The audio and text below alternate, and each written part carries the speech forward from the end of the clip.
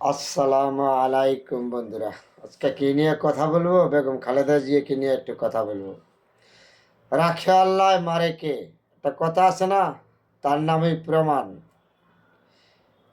যে আজকে অস্ত্র বাহিনী দিবস গেছে, সশস্ত্র বাহিনীর দিবস গেছে, সেনাবাহিনীর দিবস বলেন, যাই বলেন, আজকে এই অস্ত্র বাহিনীর দিবসে বেগম খালেদা জিয়াকে সম্মান করেছে তিন বাহিনীর প্রধান, সেনাবাহিনীর প্রধান এবং তত্ত্বাবধানের সরকারের প্রধান উপদেষ্টা ডাক মোহাম্মদ ইউনূস সাহেব বেগম জিয়াকে যে সম্মান দিয়েছে, এই সম্মানটার বিষয়ে একটু কথা বলি।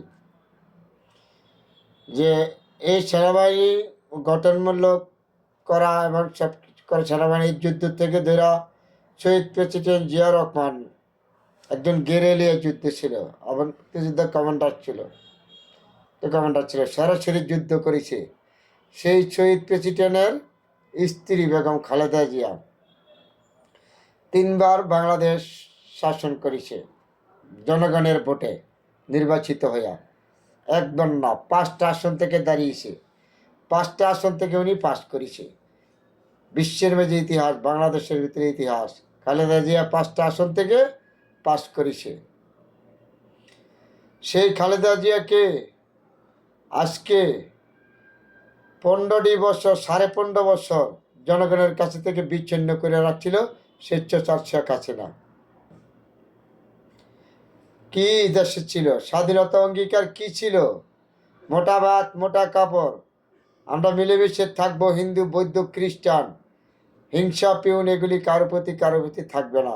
সেই শেখ হাসিনা বাংলাদেশে হিংসার ছাড়া কোনো কথা নাই, কাজ করে অহংকার তার হিংসা, তার অন্য অন্য রাজনৈতিক দল কিভাবে ধ্বংস করে না। আজকে হয়তো প্রায় 72টি রাজনৈতিক দল যারা ছাত্র জনতা ছিলেন তারা এই চতুর্থ বাহিনীর অনুষ্ঠানে উপস্থিত ছিলেন এবং প্রধান উপদেষ্টা ডাক মোহাম্মদ ইউনূস সাহেব আজকে বেগম জিয়াকে যে সম্মান দিয়েছে, যেই কথা বলেছে উনি, যেহেতু উনি আসার কারণে তারা গর্বিত এবং বেগম জিয়ার প্রতি সুস্থতা কামনা করেছেন প্রধান উপদেষ্টা ডাক মোহাম্মদ ইউনূস সাহেব। তার প্রতি আমরা জনগণের পক্ষ থেকে কৃতজ্ঞতা রইল। এটার নামে আবারও প্রমাণ করেছে রাখে আল্লাহ মারে কে। বেগম খালেদা জিয়া এমন একজন ব্যক্তি, শুধু বাংলাদেশের জন্য না, তার স্বামী যুদ্ধ করছে, সরাসরি যুদ্ধ অংশগ্রহণ করেছে, 3বার বাংলাদেশ শাসন করেছে, তার একটা ছেলে নির্মমভাবে হত্যা করছে এই স্বেচ্ছাচার শেখ হাসিনা, আরেকটা ছেলে তার মাজা ভাঙ্গিয়া বিদেশে পাঠিয়ে দিছে সেই বেগম খালেদা জিয়া। বারবার বলেছে আমি জনগণের ছাইরে আমি কোনো দিকে যাব না। কতবার চেষ্টা করছে তাকে সরাবার জন্য, বিদেশে যাওয়ার জন্য, সে বলছে আমি যাব না, এই দেশ আমার, এই দেশের মাটি আমার, এই দেশে জন্ম হয়েছে, আমি কেন যাব? কিন্তু খালেদা জিয়া যায় না দেশ ছাইরা, এই দেশে রয়ে গেছে। জনগণের কাছে নির্যাতন, হাজার জেল জুলুম সম্পন্ন, এমন কোনো নির্যাতন নাই খালেদা জিয়া কাছে করে না শেখ হাসিনা।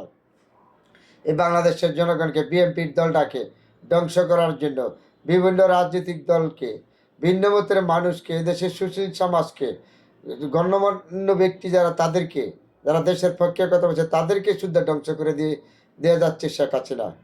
এমন কোনো গণতন্ত্র প্রতিষ্ঠান নাই ধ্বংস করানো শেখ হাসিনা। তাহলে সেই বেগম খালেদা জিয়া 2013 সালে 13 নভেম্বর এক কাপড়ে এই মইনুর রোডের থেকে বেগম জিয়াকে বার করে দিয়েছিল এই শেখ হাসিনা। আজকে আবার সেই সেনাবাহিনী সম্মানিত অস্ত্র দিবসে বেগম জিয়াকে বাসার থেকে নিয়েছে, এমনকি তারেক জিয়াকে সুদ্ধা সম্মান করেছে এই অস্ত্র বাহিনী দিবসে। তারপরে সেনাবাহিনীদের প্রতি আমাদের কৃতজ্ঞতা, ভালোবাসা থাকবে এবং প্রধান উপদেষ্টার প্রতি আমাদের ভালোবাসা থাকবে।